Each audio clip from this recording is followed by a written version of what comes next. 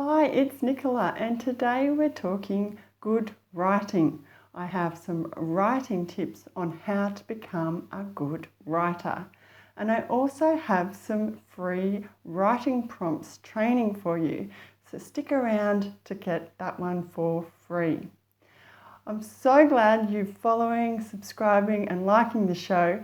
And I highly recommend you let others know, because if you are new to the show, Forever Young Autobiographies is the place where we learn to write life stories for family and friends so that unique memories can live on.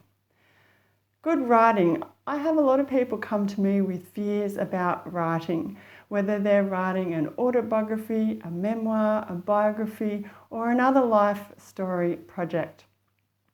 And they always come back to, look, I'm not a great writer. I didn't do well at school. I'm not confident with my writing. I'm a bad writer. I can't be good.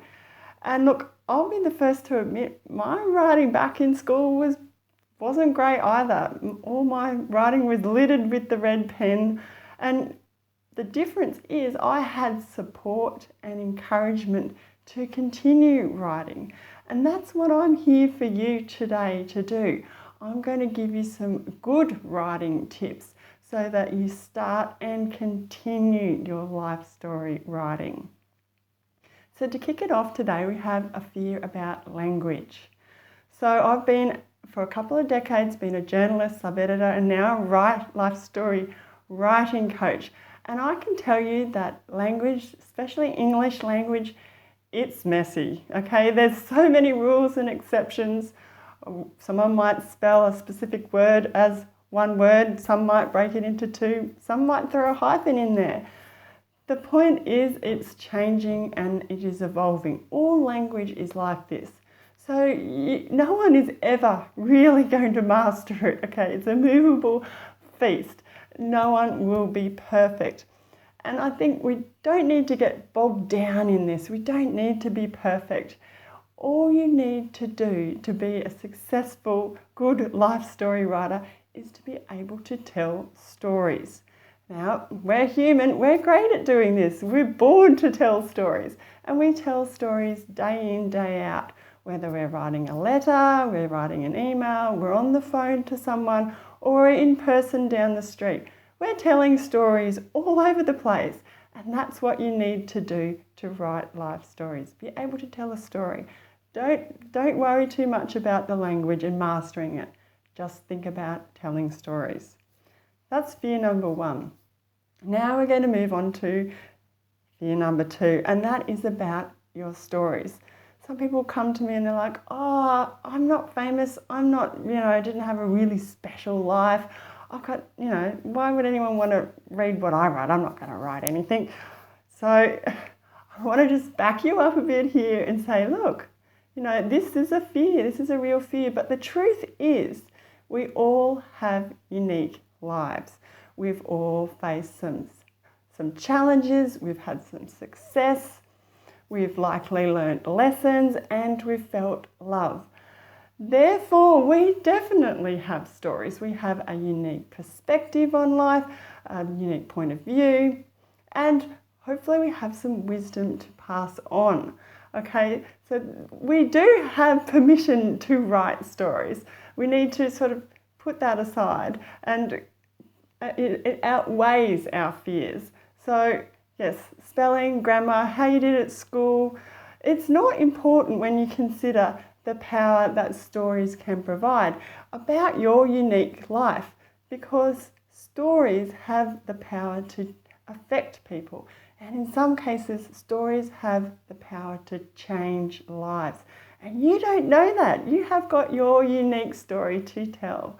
So I would highly recommend overcoming that fear that yes, your life is unique and special enough to write about. You do have something of power to share. So moving on to our fear number three, and this is all centres around who we're writing for. Some new writers want everything to be extremely perfect, high quality, absolutely impeccable writing. And I think, look, let's put it in perspective. Don't put that kind of pressure on yourself. think about, who are you writing for? Are you writing for the Queen? Does it have to be that high a standard? Probably not, no, we're not writing for the Queen. Are we writing to get a bestseller list? New York Times, are we trying to get on the New York Times bestseller list? No. Are we probably writing to try and do an application to get into some Ivy League university or some other university? No. 9 times out of 10, show yourself some writing grace. Don't have impossible writing challenges here. We're mostly writing for our friends and our family. Okay, now they're not going to be specifically worried if you've missed a comma or a hyphen or a capital. No, they're not going to care also what you did at school for your English class or what mark you got. They're just going to be so happy that you've written a story for them. Okay, they're going to be proud that you've finished and your writing's possibly going to inspire them. So please banish that fear of being really super duper amazing top of the class writer. You think about who you're writing and your audience, okay? What are their expectations? Meet that expectation. Okay, don't put unnecessary pressure on yourself. So that leads me to the last point, and that is all to do with starting the writing. Some people, when they're starting to write, they freeze, it's almost like stage fright, and they have that internal dialogue in their head, that crazy monkey, if you will, inside your head telling you, you're a bad writer, look, you can't spell, you've got bad grammar, those tenses are wrong. And the advice I give is, look, just push that critic to the side. All we're going to do, we're not going to write a massive book, we're just going to sit down, we're just going to do a first draft, we're just going to do 3 sentences. 3 sentences, we're going to pick an event or a memory, we're just going to write 3 sentences. No pressure, 3 sentences. Then might just double it to 6, then to 12, okay? 12 sentences. Who can't write 12 sentences? Okay, 12 sentences, maybe just a page, small page. Right, that's all you need to do. Turn off that critic, and then we might do it again. We might do it one more time. We've got a few pages of stories, a few pages of memories. Now, imagine if you did that a couple of times a week, and then you did that a few weeks in a row or a few months in a row. By the time you got to the end of a year, you would have a stack of stories for a complete life story. You'd have a really solid first draft.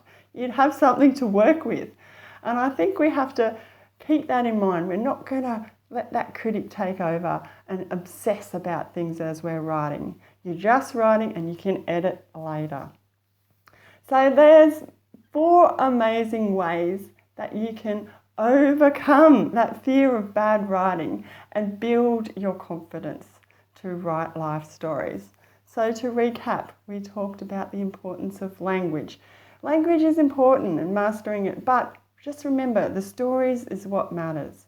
Number 2 is that your life is important enough to write about, okay? Stories have power, they need to be shared. We're designed to share stories. Number 3 was remember your audience, okay? Don't get too flustered about making it perfect. Remember who's going to be reading. Sleet's family and friends, they're on your side.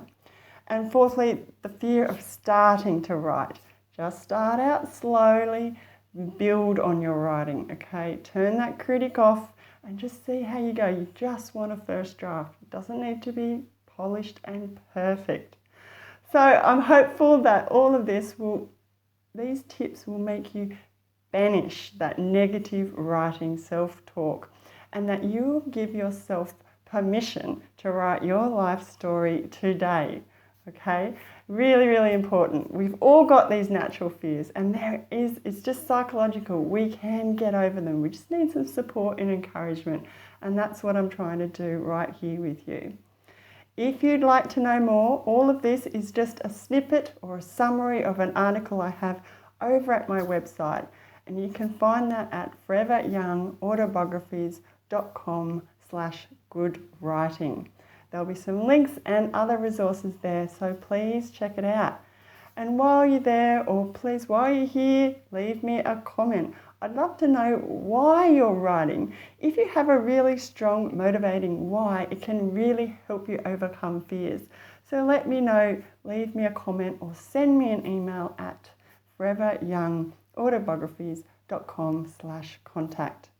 Now earlier I talked about some free writing prompts training, and this is the Structure Success video training.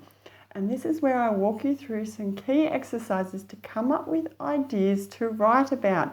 We organise these into a rough chapter outline. It's really valuable if you're starting out or you need to revisit your outline for if you're doing an editing, you're feeling like you've missed something out. So you can sign up for free, just pop in your email address and I'll send you the links. Go to foreveryoungautobiographies.com/structure success sign up. I'll be back again really soon with another topic, and I'm so grateful if you could follow, subscribe and like the show and share it with anyone else you think might find it valuable. And until then, catch you later and happy writing.